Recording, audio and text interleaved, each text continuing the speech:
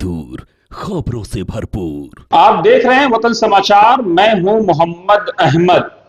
मुरादी road पर जो demolition की तलवार पिछले 15-20 दिनों से लटकी हुई थी, अब पुलिस की जो मौजूदा एक्टिविटी है उसके बाद लोग लगातार जो है लोगों में सस्पेंस बना हुआ है।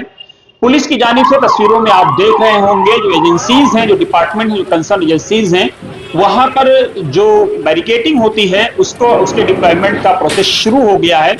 इसके बाद माना यह जा रहा है, इस बात की लोगों में आशंकाएं हैं, शुबहें हैं। एजेंसीज इस बात को वेरीफाई करने के लिए तैयार नहीं है। एजेंसीज की तरफ से अभी तक कोई आधिकारिक बयान नहीं आया है कि क्या कुछ होगा नहीं होगा, लेकिन जिस बात की शुबह है, आशंका है कि कल सुबह यानी 18 जून की अर्ली मॉर्निंग डेमोलिशन होने की संभावनाएं प्रकट की जा रही हैं। जिस तरह की चीजें पुलिस की एक्टिविटीज बढ़ी हैं, बैरिकेटिंग का पूरा आना जाना प्रोसेस शुरू हुआ है।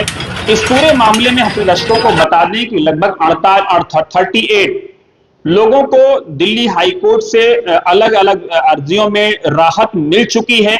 आज जिन जो मंडे को जो ऑर्डर हुआ था, जो रिजर्व हुआ था, उसमें जिन लगभग जो है 22 लोगों को राहत मिली। 11 लोगों की वकालत फहद साहब ने की थी और उसके बाद जो है 3 लोगों की जो वकालत है उसमें जो एडवोकेट थी उसमें सोनिका घोष, अनुराग सक्सेना, गुरुमुख दास कोहली। अनुराग सक्सेना ने वतन समाचार से डिटेल में बताया कि हमने 3 अलग अलग लोगों की अलग अलग याचिकाएं दायर की थी।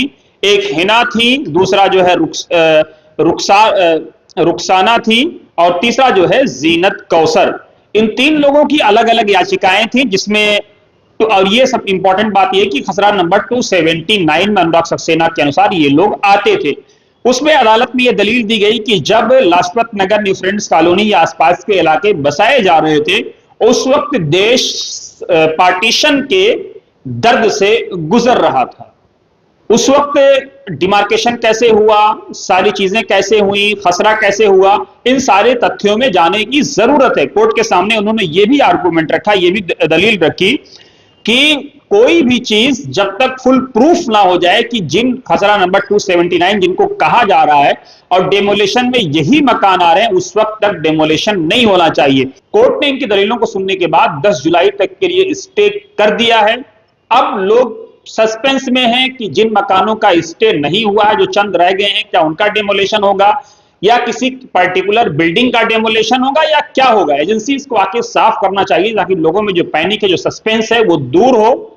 और जो प्रधानमंत्री लगातार सबका साथ, सबका विकास, सबका विश्वास की बात कर रहे हैं, उस नीति को जमीन पर उतारा जाए सबके प्रयास के साथ, समावेशी विचारधारा के साथ, समावेशी प्रयास के साथ।